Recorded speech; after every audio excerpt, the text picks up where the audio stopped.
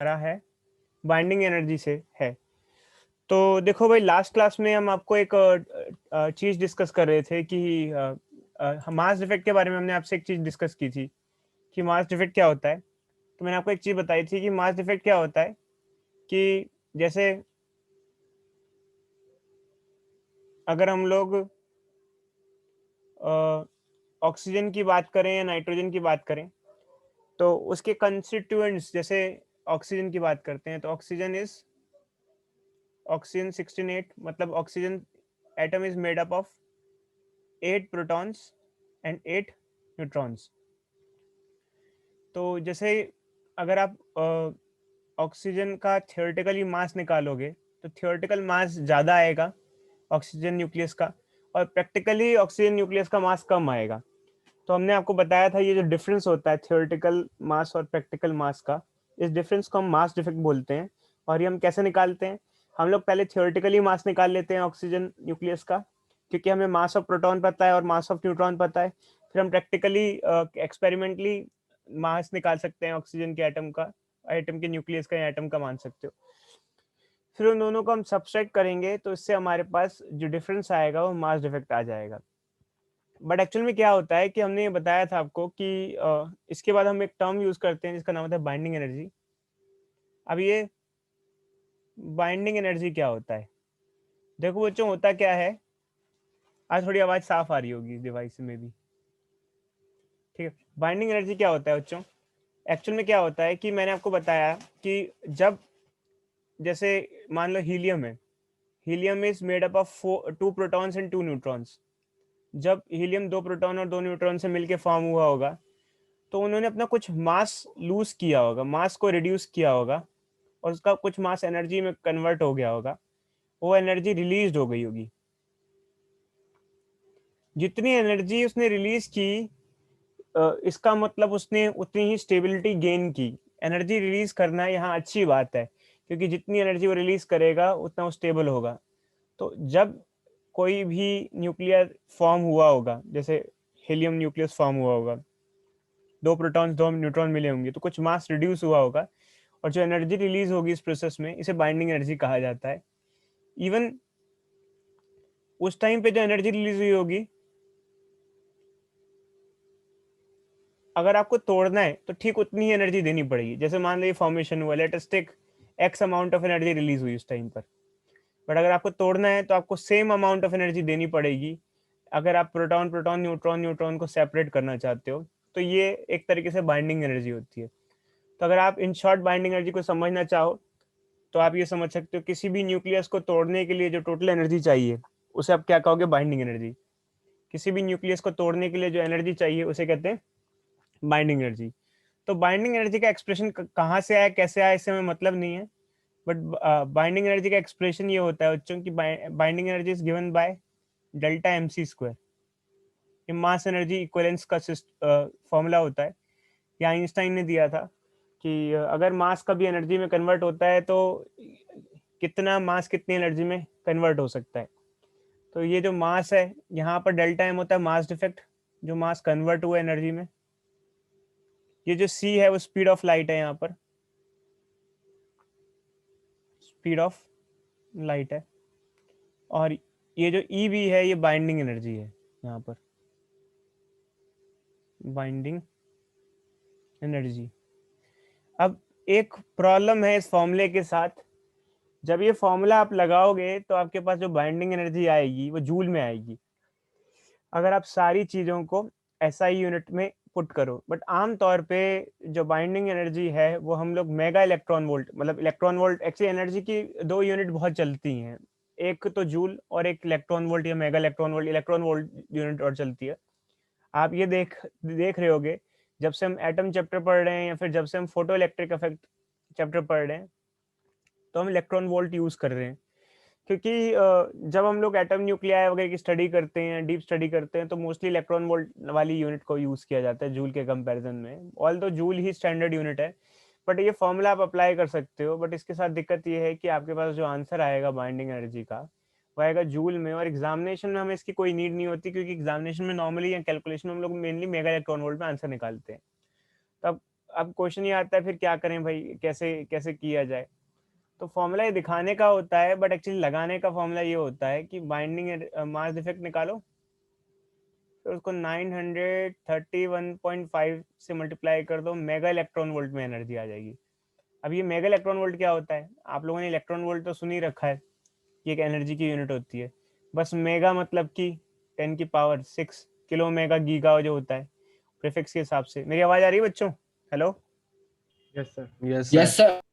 Kilo mega giga के हिसाब से जो मेगा है वो 10⁶ हो जाता है। तो कहने का मतलब ये है कि दिखाने के लिए ऊपर का फॉर्मूला और लगाने के लिए नीचे का फॉर्मूला है।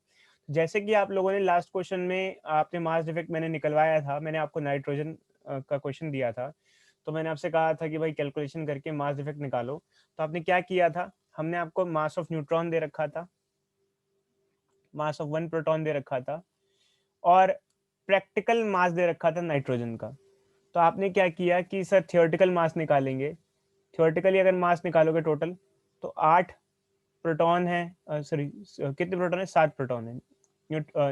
इसके अंदर क्या है, 7 मास ऑफ प्रोटॉन ले लो, 7 मास ऑफ न्यूट्रॉन ले लो, और ये एक्चुअल मास होना चाहिए था ये, और इससे मतलब जो नीचे आया वो थियोरेटिकल मास था, उससे प्रैक्टिकल मास को माइनस कर दो, जो डिफरेंस आ गया आपके पास ये मास डिफेक्ट हो गया। अब वो जो मास डिफेक्ट आया था, किसी बच्चे को याद है क्या, किसी की कॉपी वॉपी में लिखा है क्या मास डिफेक्ट कितना आया था? बोलो भाई बोलो, किसी की कॉपी में है क्या?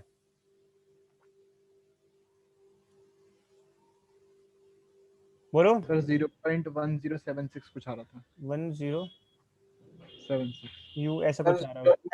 0.65। ये जो भी है देख लेना चाहिए, जैसे ये आ गया आपके पास लेटेस्ट कुछ भी आया, ये आया, ठीक है, ये आपके पास आ गया। तो अगर आपके पास ये आ गया तो आप ये लगा दोगे, बट मैंने फिर से कहा कि ऊपर वाले फॉर्मूले में नहीं लगा सकते। ऊपर वाले फॉर्मूले में 2 आफतें हैं, देखो, एक तो आपका आंसर ये जूल में आएगा, दूसरा ये मास जो है ये आपको केजी में पुट करना पड़ेगा। कोई अच्छा बताएगा मास केजी में क्यों पुट करना पड़ेगा? केजी की क्या आफत है,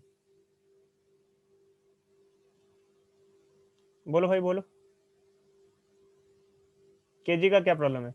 एक्चुअली क्या है, मास की स्टैंडर्ड यूनिट केजी होती है, बट यहाँ पर मास किस में आ रहा है देखना, मास इफेक्ट किस में आ रहा है, ये किस में आ रहा है देखना, क्या ये केजी है? नहीं सर। ये केजी नहीं है बच्चों, ये यू है। तो यहाँ पर आपको बेसिकली दिक्कत आएगी, तो इसलिए हमने कहा ऊपर वाला फॉर्मूला दिखाने के लिए, नीचे वाला फॉर्मूला लगाने के लिए। इसमें आपको कुछ टेंशन नहीं लेनी, मास डिफेक्ट पुट करना है यू में, बाइंडिंग एनर्जी आएगी मेगा इलेक्ट्रॉन वोल्ट में, बस एक्चुअल में यूज इसी का है, कोई कन्वर्जन नहीं, कुछ नहीं, सीधे सीधे लगाओ और आंसर निकालो। कोई डाउट इस चीज को लेके हो तो बताओ बच्चों। No doubt. ठीक है अच्छे, तो ये हमारा है बच्चों, ये टॉपिक है, यही मास डिफेक्ट और रहा। अब जैसे मैंने लास्ट क्लास में न्यूक्लियर क्या कहते हैं उसका नाइट्रोजन का फॉर्मूला दिया था, ऐसे ही क्वेश्चन आपको मिलेगा तो मिलेगा एग्जामिनेशन में। और नीचे का सारा पोर्शन कट गया है बाइंडिंग एनर्जी कर्व से, बट एक्चुअली क्या है कि सिर्फ एक और पोर्शन पढ़ लो आप, बाइंडिंग एनर्जी पर न्यूक्लियन, और पढ़ लो बाइंडिंग एनर्जी पर न्यूक्लियन कैसे क्या होती है। जैसे मान लो बच्चों अभी हमने नाइट्रोजन की बात की, तो नाइट्रोजन में हमने ये फॉर्मूला लगाया, जैसे नाइट्रोजन की बाइंडिंग एनर्जी लगाई तो कितना आया, जो वैल्यू मल्टीप्लाई करके बता सकते हो आप लोग क्या है? जैसे क्या था, 1.076 था मास डिफेक्ट, कितना था बच्चे बताना, मास डिफेक्ट कितना था, कितना था मास डिफेक्ट, बोलो बोलो भाई बोलो। सर 0.64 ऐसे ही था सर कुछ। अरे बच्चे मुझे नहीं लगता इतना ज्यादा नहीं होगा, कोई और बच्चा? सर यही था 0.1076। मान लो ये यही मान लेते हैं 1076। अब हम इसमें क्या किया, 930 1.5 मल्टीप्लाई किया, मेगा इलेक्ट्रॉन वोल्ट में आंसर आ गया, ठीक है, मेगा इलेक्ट्रॉन वोल्ट में आंसर आ गया। ये होगी बाइंडिंग एनर्जी। तो इतनी एनर्जी दोगे तो वो न्यूक्लियस टूटेगा, स्प्लिट हो जाएगा, ठीक है, ये होगी बाइंडिंग एनर्जी हमारे पास। अब अगर आपको बाइंडिंग एनर्जी पर न्यूक्लियन निकालना है, बाइंडिंग एनर्जी पर न्यूक्लियन का मतलब क्या होता है, जैसे टोटल न्यूक्लियस की इतनी बाइंडिंग एनर्जी है और उस न्यूक्लियस में कितने न्यूक्लियॉन्स हैं। न्यूक्लियॉन्स क्या होता है बच्चों, हमने बताया था आपको, nucleons is sum of protons and proton neutron. Plus neutrons. तो जैसे अगर नाइट्रोजन की बात की जाए तो नाइट्रोजन में जो न्यूक्लियॉन्स होते हैं वो 14 होते हैं। तो आप बाइंडिंग एनर्जी को नंबर ऑफ न्यूक्लियॉन से डिवाइड करो, मतलब कि नंबर ऑफ न्यूक्लियॉन्स को कई बार हम मास नंबर भी कह सकते हैं, इसको ए से रिप्रेजेंट करते हैं, ए से डिवाइड कर दो तो ये जो वैल्यू है ये आ जाएगा कि पर यूनिट पर न्यूक्लियॉन कितनी बाइंडिंग एनर्जी है। अब क्वेश्चन ये आता है कि सर पर न्यूक्लियॉन बाइंडिंग एनर्जी क्यों कैलकुलेट कर रहे हो, बाइंडिंग एनर्जी कैलकुलेट कर तो ली है, तो पर न्यूक्लियॉन कैलकुलेट करने का क्या फायदा है। देखो अच्छा हम आपको बताते हैं, चाइना एक कंट्री है जो जिसकी इनकम काफ़ी अच्छी है, बहुत अच्छी, ओवरऑल इनकम बहुत ज़्यादा है वर्ल्ड में, शायद अमेरिका से थोड़ा पीछे हो, थोड़ा सा ही पीछे है। तो बट चाइना इतना अमीर कंट्री नहीं, रिच कंट्री नहीं है। कोई अच्छा बताएगा ऐसा क्यों। चाइना एक कंट्री है जिसकी इनकम बहुत ज़्यादा है, बट चाइना रिच कंट्री नहीं कहलाती है, अभी अभी भी रिच कंट्री नहीं कहलाती है। कोई अच्छा बताएगा ऐसा क्यों। हेलो। सर मे भी पॉपुलेशन ज़्यादा है। पर पर्सन इनकम से कंट्री इनकम ज्यादा नहीं है रिच सर। या पुअर कहलाती है। यूरोपियन कंट्री की आय इनकम बहुत ज़्यादा नहीं है, बहुत ज़्यादा इनकम नहीं in comparison with China, but उनकी पर पर्सन इनकम बहुत ज़्यादा है। पर पर्सन इनकम एक बहुत इम्पोर्टेंट पैरामीटर होता है डिटरमाइन करने के लिए। तो क्या करोगे पर पर्सन इनकम निकालने के लिए, क्या क्या किया जाए। आप एक काम कर सकते हो, टोटल इनकम निकालो, टोटल पॉपुलेशन से डिवाइड कर दो, पर कैपिटा पर पर्सन इनकम आ जाएगी। ऐसा तो पर ओवरऑल इनकम तो इंडिया की भी बहुत अच्छी है बट इंडिया काफ़ी पिछड़ी कंट्री हो जाती है, क्योंकि इंडिया की पर पर्सन इनकम काफ़ी कम हो जाती है। तो यही है बच्चे, यहाँ पर भी क्या है कि बाइंडिंग एनर्जी तो हो ना हो, बट बाइंडिंग एनर्जी पर न्यूक्लियॉन एक इम्पॉर्टेंट पैरामीटर है। अब क्वेश्चन ये है कि बाइंडिंग एनर्जी पर न्यूक्लियॉन से हमें पता क्या चलता है। बाइंडिंग एनर्जी पर न्यूक्लियॉन से न्यूक्लियस की स्टेबिलिटी पता चलती है कि न्यूक्लियस को तोड़ना कितना आसान या कितना मुश्किल है, या फिर वो कितना चांसेस है वो स्पॉन्टेनियसली अपने आप टूट जाएगा। स्पॉन्टेनियस स्प्लिट का मतलब क्या होता है बच्चे, वो रेडियो एक्टिविटी में आ जाता है कि हर चीज की लाइफ है, भगवान ने हर चीज की लाइफ बना के भेजी, हमारी लाइफ है तो हर न्यूक्लियस की भी लाइफ है। आज जो एक ऑक्सीजन का एटम है वो आज है, बट हजारों सालों बाद वो कभी ना कभी कोई ना कोई न्यूक्लियस टूट ही जाएगा, लाखों करोड़ों सालों में। बट यह है कि सभी न्यूक्लियस की लाइफ अलग अलग होती है। जब वो टूट जाएगा, जब कोई बड़ा न्यूक्लियस टूट जाएगा तो छोटे न्यूक्लियस में कन्वर्ट हो जाएगा वो। बट खैर कई को इमॉर्टल भी कह सकते हो, क्योंकि अगर कई की लाइफ बहुत लंबी हुई, मतलब 1000 2000 1 लाख साल, तो बहुत ज़्यादा हो गया, तो वो आप ये कहोगे कि वो स्प्लिट नहीं होगा। बट एक्चुअली क्या है कि हर एक न्यूक्लियस की लाइफ होती है।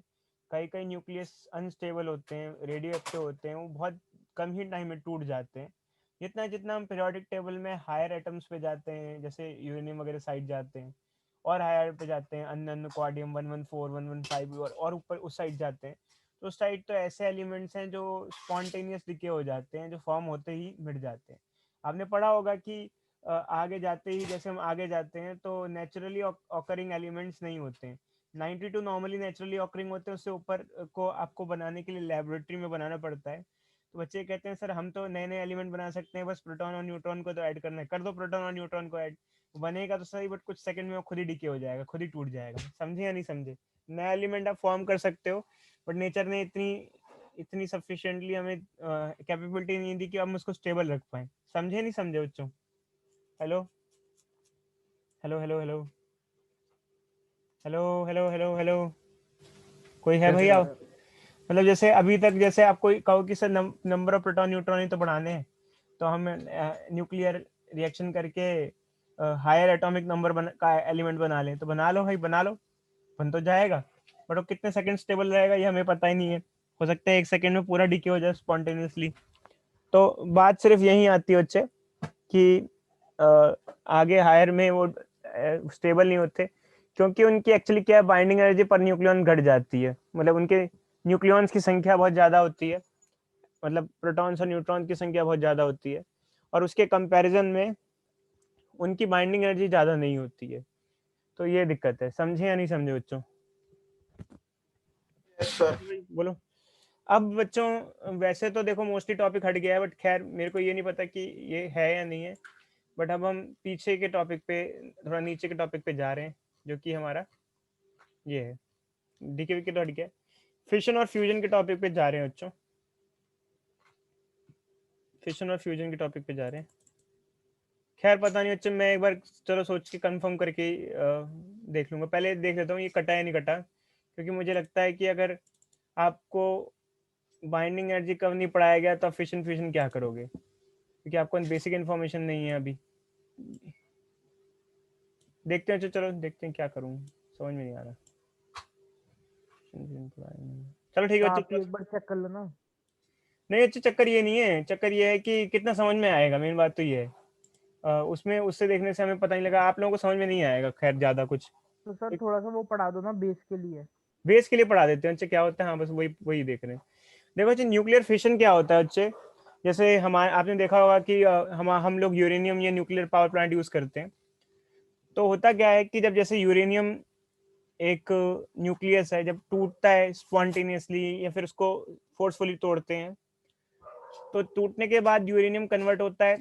Uranium 238 splits, when splits it converts into thorium 234 and alpha particle. तो जब कोई एक बड़ा न्यूक्लियस टूटता है या तोड़ा जाता है, ऐसे प्रोसेस में टूटने के टाइम बाद एक एनर्जी रिलीज होती है।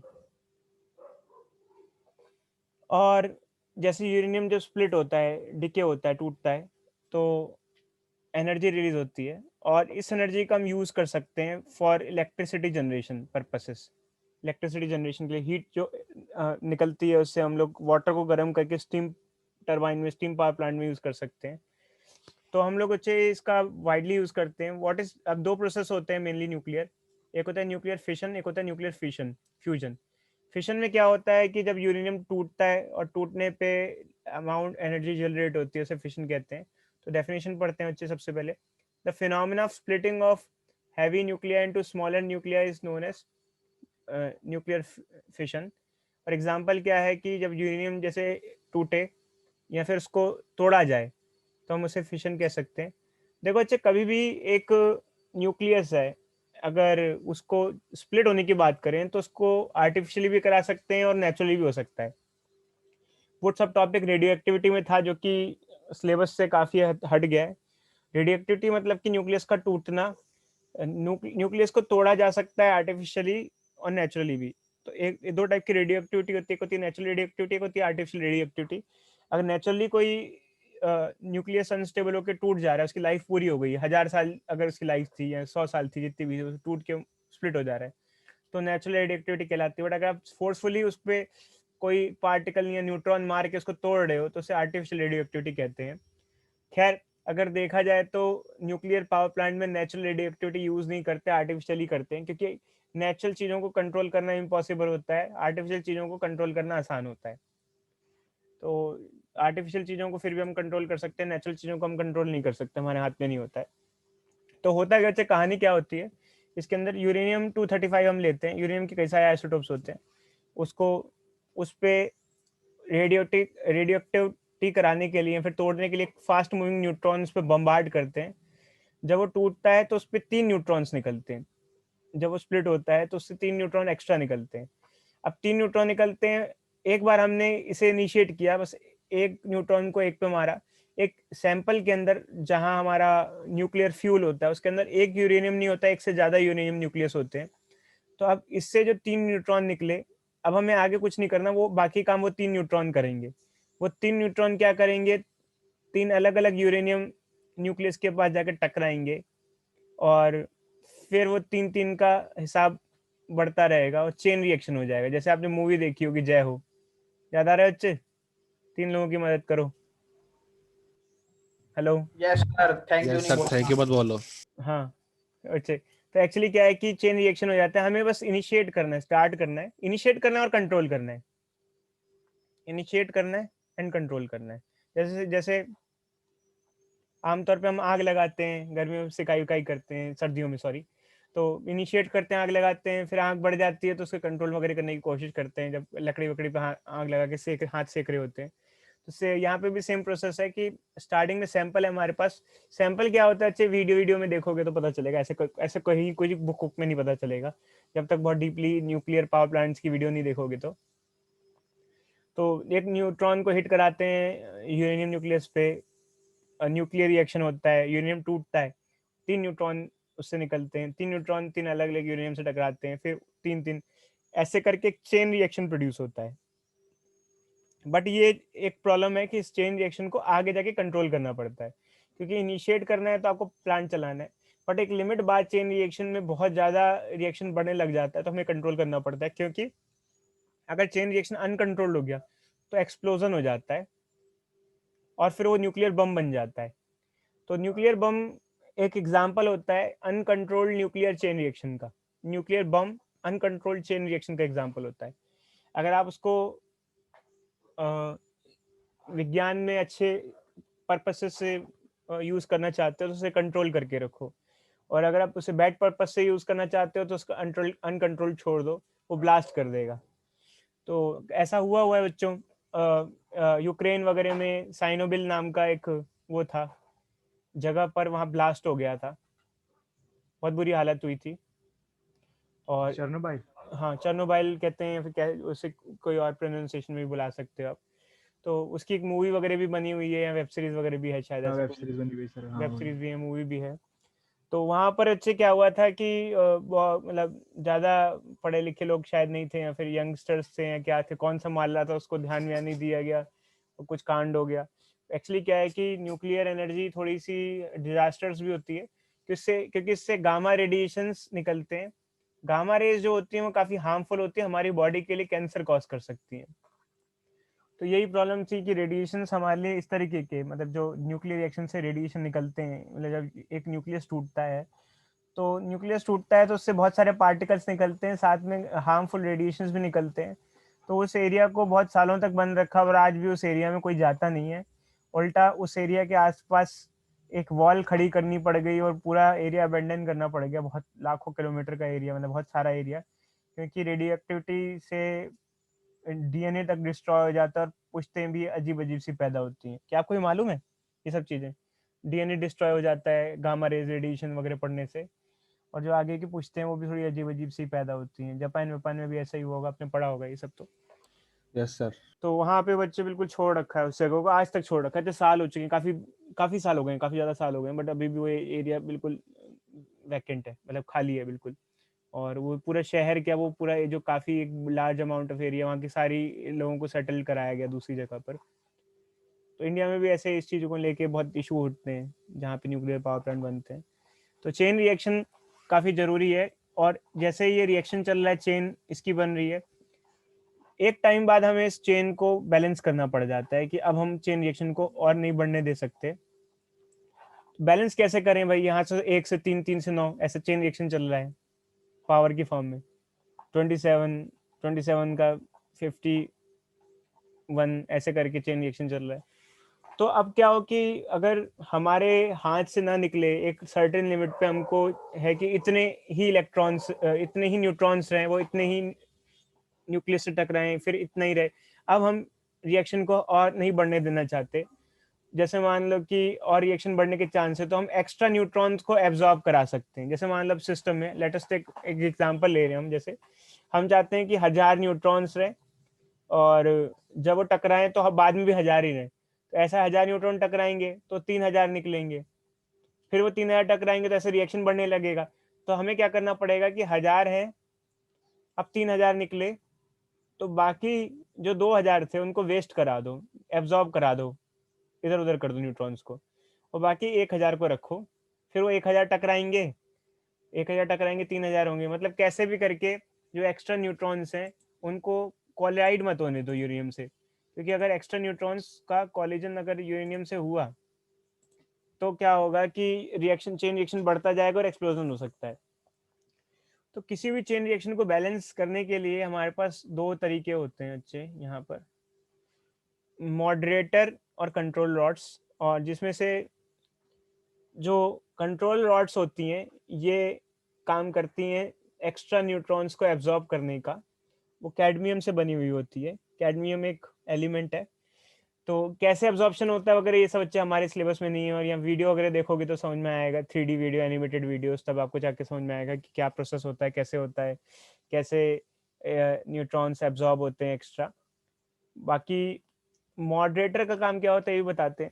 एक्चुअली क्या है, चेन रिएक्शन के साथ एक दिक्कत है, चेन रिएक्शन ना तो ज्यादा हो जाए ना कम हो जाए। कई बार क्या होता है जैसे 1000 न्यूट्रॉन से 3000 बने तो सारे के सारे टकराए ही नहीं यूरेनियम से और वेस्ट चले गए। मतलब मान लो कि ऐसा भी हो सकता है कि रिएक्शन बढ़ता जाए बढ़ता है।